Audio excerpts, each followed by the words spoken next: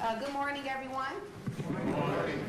It is really a true honor and privilege to be here today to present a testimonial resolution for a Detroit legend, someone who has served the city well over the last 38 years. I'm sure you all have heard of her retirement.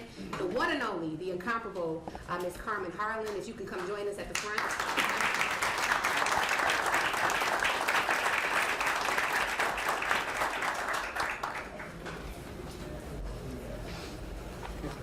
So Carmen Harlan is truly a class act. She has served this city with class, with integrity, with grace, with compassion.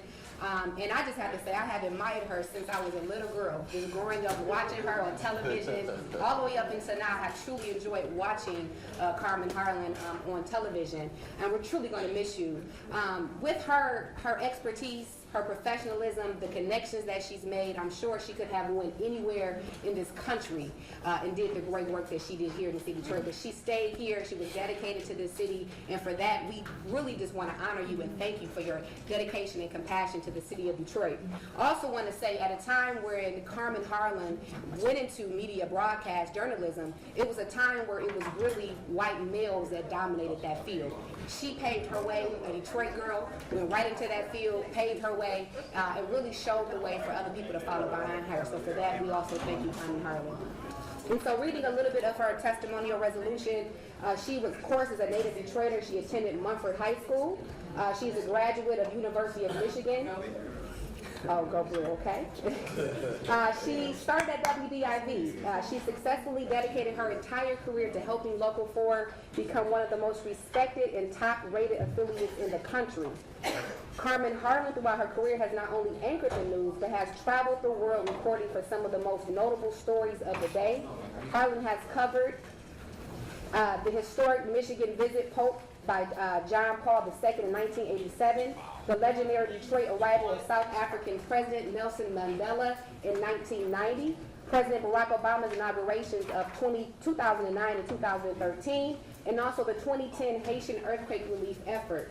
She has also interviewed countless dignitaries, world, business, and religious leaders, as well as entertainers. Carmen Harlan, in her nightly appearance on Local 4 newscasts, has inspired a city and a nation to greatness, journalistic excellence, and elegance, while discussing the daily news stories across the world. Carmen has served as a shining example for which young people, peers, and competitors should aspire to be. Her face, to this day, and will always be, a symbol of grace, intelligence, accuracy, fairness, strength, and beauty in the world of reporting. Carmen Harlan has always loved her city, and Detroit has always loved her back. Right. So on today, we pause to honor you, to recognize your great work and your accomplishments here in the city of Detroit, and you will truly be missed.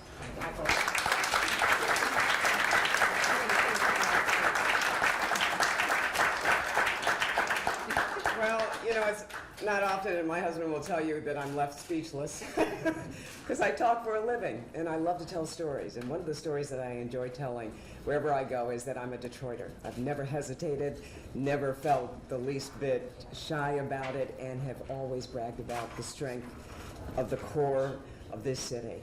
It is here, it is present, and it is moving in the right direction. And I hope that this city council will continue to move the city forward in the way that it deserves. So thank you so very much for this honor. I will treasure this always. Thank you. Thank you.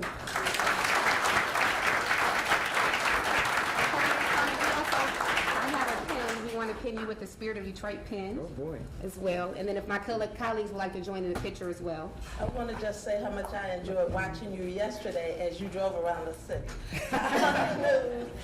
I truly enjoyed that. Well,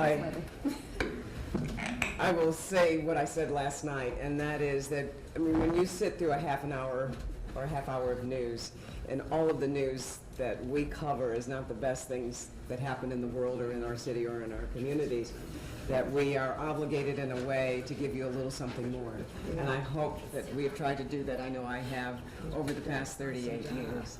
And I think we'll continue to do that. Yeah, definitely. We wanted to invite your husband as well. Come on, Andy. Come on up. You can say a few words too. I'm sure he got more than a few to say.